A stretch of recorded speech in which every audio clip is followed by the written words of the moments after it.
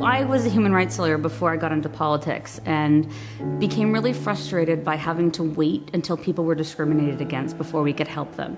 So we have really strong anti-discrimination laws in this country, robust human rights legislation, a great charter of rights and freedoms.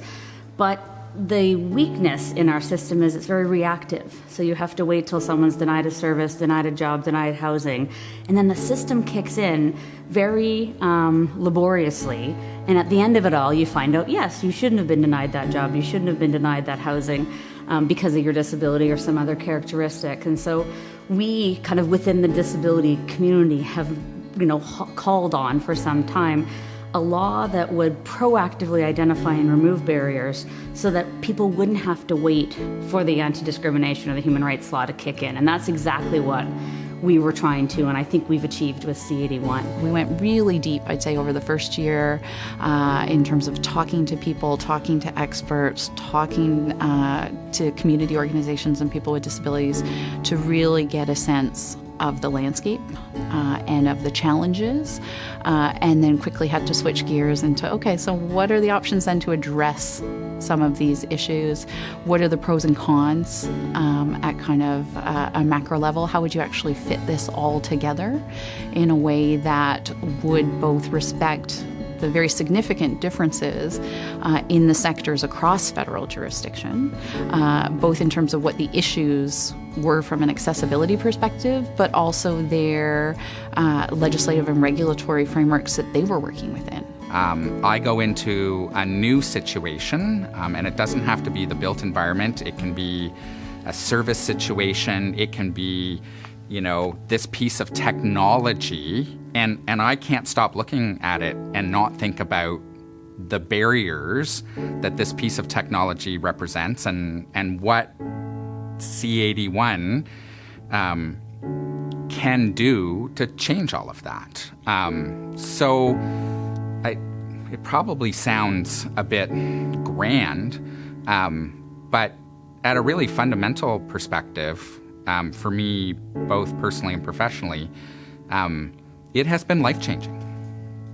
It's a level playing field for everybody across the country, whether working in government or taking access in a bank, getting access at a bank, or getting onto a plane, or getting onto a train.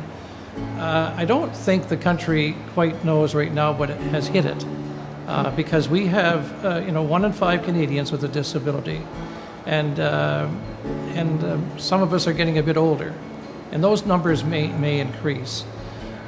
To me, this is up there with the Charter of Rights.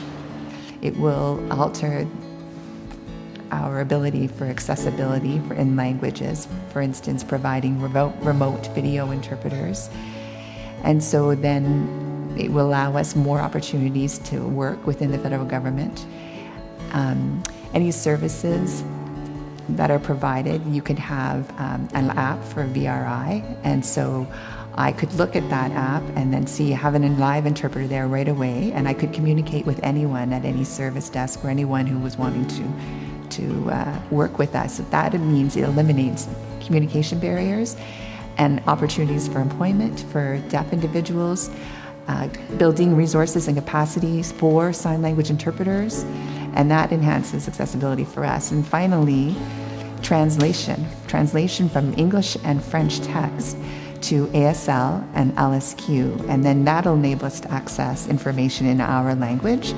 So accessibility and language are the two fundamental issues within Bill C81 that will advance the human rights for deaf Canadians.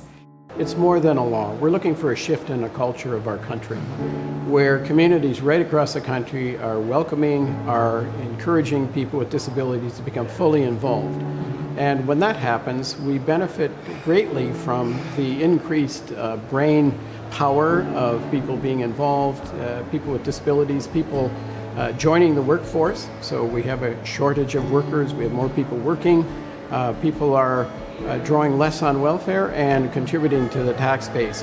So we believe that this shift will be of benefit to all Canadians. As someone with a disability, we are told our whole lives, that we just don't quite fit into the way things are done, and you're born into a world that isn't built for you and where your needs aren't taken into consideration. That's all changing, right? That's what this is doing. And it gives people hope, and it gives people rights of full citizenship and everything that comes with that, including responsibilities. But this is game changing for 23% of our population.